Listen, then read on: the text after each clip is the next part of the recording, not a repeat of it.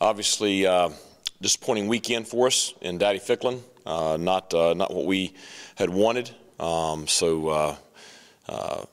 off to Houston for playing an outstanding game, but not the result that we desired. So we have evaluated everything and met a good bit on Sunday afternoon and kind of put that behind us, and worked on the things that we need to improve on, and quickly turned our attention towards a much improving Temple team. So it's going to be a challenge this weekend up in Philadelphia.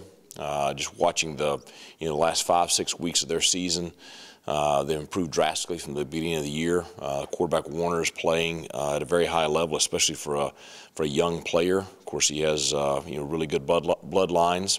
I think defensively, Temple is very strong as usual. Very good up front, long on the back end, and I think they're looking more and more like what Temple faithful traditionally are used to, as far as just a hard-nosed, solid, very good football team. So it's going to be a challenge going up there and competing this weekend, but one that our players are very excited about. Our coaching staff is working very, very hard to make sure that we're prepared. I expect us to have a good week of practice and go up there ready to go. Questions? Coach, when you look back at the performance Saturday, can you put your finger on what exactly you think led to the result? Obviously, Houston had a lot to do with that, but just on you guys as in what led to what played out. Well, I think it's a lot of that. I think it's almost kind of the perfect storm kind of deal. I think you have to acknowledge Houston, an extremely talented team. That's the reason they were picked to win our conference this year and ranked in the top 15 or 12 or whatever preseason. And Dana said after the game that's by far the best they've played all year, and I do think they put a big emphasis on this game. And so I think you got to start with giving them credit for coming out and playing very, very well. We obviously did not. I don't know that it's one thing as much as just a lot of things that we allowed to interfere with our preparations. I guess the best way I would put it. I just did not feel like we were mentally prepared to play the way we need to play to win a ball game like that, and that's on me. That's on all of us. It starts with me and the staff, and obviously the players. They have a strong desire to play much better than that. So we all discussed through all those things on Sunday, and just kind of focusing back in. And I'm determined to do a great job this week, and have tried to start doing that already, of just making sure that we are just on top of everything as far as our preparation. And because our process and our preparation has proven to result in us being prepared to play very, very well on game day. And I think maybe we weren't quite in sync Saturday. So.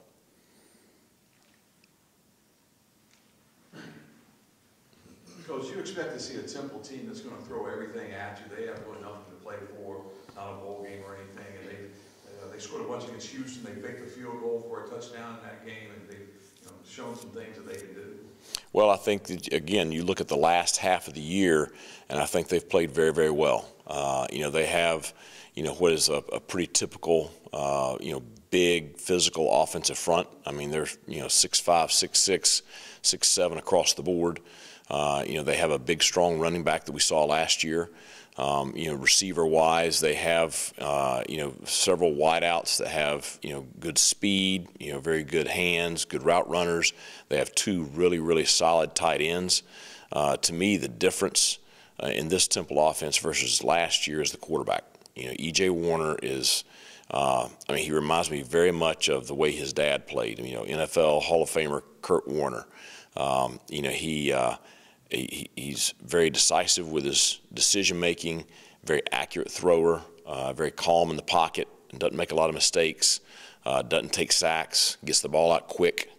I think surrounding him with what they had returning, he's really made that offense go the last half of the year. And the game against Houston, threw for 450 yards, and they had the lead with under a minute to go, and Tune hit the long pass with I think 40 seconds left to give Houston the lead. So I think we're going to see a very challenging offense. You mentioned the special teams play. The fake field goal against Houston was obviously, a big turning point in that game. And so, they've done a good job all year on special teams. We're going to have to be very well prepared in the kicking game. And then I mentioned their defense in my introductory comments. It's a big, strong athletic front. I think they're top 5 in the country in sacks this year. So they're generating a lot of pressure with their front four. We're going to see a combination of 3 down, 4 down, some bear front. Long and athletic on the back end. So they've done a good job of limiting people all year. Did a great job against Cincinnati last week. So I think it's going to be a challenge, just period across the board. I think it's going to be a physical ball game. It's going to be a tough ball game. It's going to be one of those that it's going to be a very competitive back and forth game, and we're going to have to play very, very well.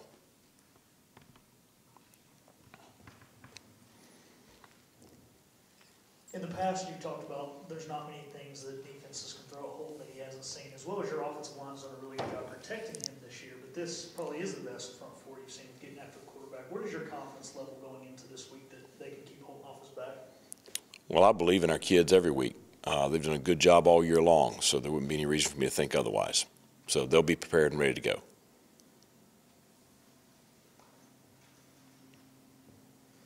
Just coming out of a game like Saturday, do you spend more time analyzing it the same, or you try to move on as quickly as possible? Just kind of what's that balance like when you guys play like that? Well, obviously I watched it multiple times. I don't really care to watch it again, but I spent a lot of time with the staff, making sure that we were all on the same page as we watched it. And then, we spent a little bit of extra time with the players watching it Sunday afternoon. And so, my goal was to get it flushed from us on Sunday. I had a little bit of a longer team meeting with the team before we went out on Sunday. I thought that they were very motivated on Sunday, and we're all ticked off. That's it. We're all ticked off the way we played. Nobody wants to go out there and look like that. I certainly don't want to. I'm not accustomed to that, and it's not how we want to represent this institution, this athletic department. So everybody's determined to play better. Everybody is ticked about last weekend. So anybody that's upset about how we played, I promise you slept more than I have since last Saturday. So we'll get it fixed.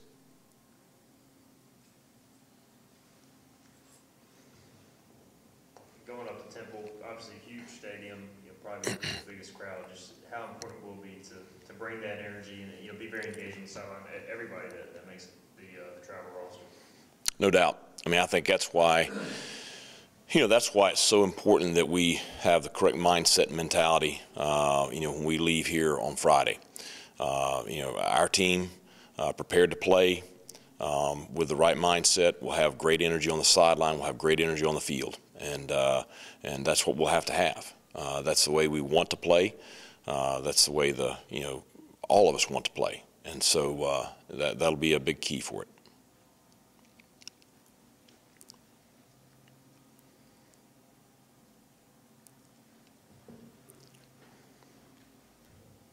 Coach, I know you stressed the 1 week at a time, but how important is it to have a similar performance to like maybe UCF or the Memphis game to go into the bowl game this coming weekend? Well, it's the same as it is every week. It's it's the biggest game of the year. It's the only game we have this week. So we have a very much of a 1-0 mindset. We want to finish strong in the regular season, and that's everybody does. So that's obviously very important to us.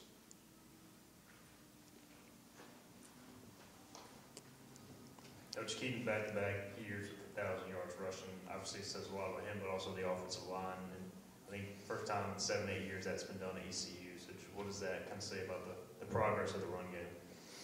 Well, it was obviously a big emphasis, when I got here, and this group, it's why this group is important to us and important to the program. Is they've done a lot of things that haven't been done in a long time. It's a great accomplishment by Keaton, but as you said, it's a great accomplishment by a lot of people. But I can promise you this: he would much rather have it in a win That's the most important thing. You know, anything personal goal-wise and, you know, stats or anything like that, you know, that's stuff for the postseason. You know, right now his focus, I promise you, is 100% on trying to get a win this week against Temple.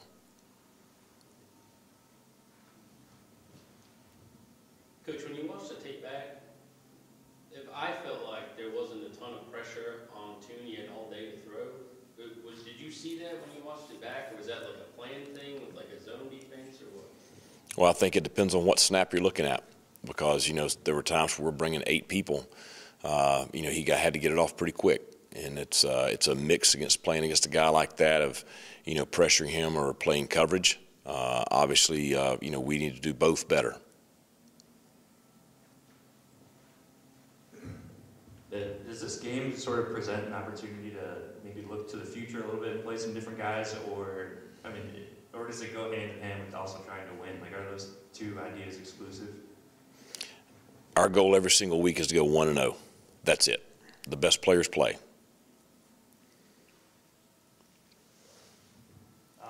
Notice Lath was kicking off this past weekend. Just what went into that decision to give him a shot there? Just, you know, competition in practice, and, you know, the need to have better hang time on our kicks. You know, it's been a competition all year, consistently throughout the year. Owen has been kicking the ball with better hang time, and the distance has not been negligibly any different. The past this 2 weeks ago, I thought that you know, the kicks just, you know, were not. The hang time was not nearly there, and the distance was not there, and so we allowed them to compete throughout the week last week, and Lath was the better performer in practice, and so he kicked off the 2 times we kicked off on Saturday. They'll both compete again throughout the week this week, and whoever gives us the best opportunity, it's just like what I just made the reference to just a second ago. Whoever gives us the best opportunity to be successful will be the ones on the field. But it's entirely up to the kids and the way they compete. Any other questions for Coach? Okay, thanks a lot.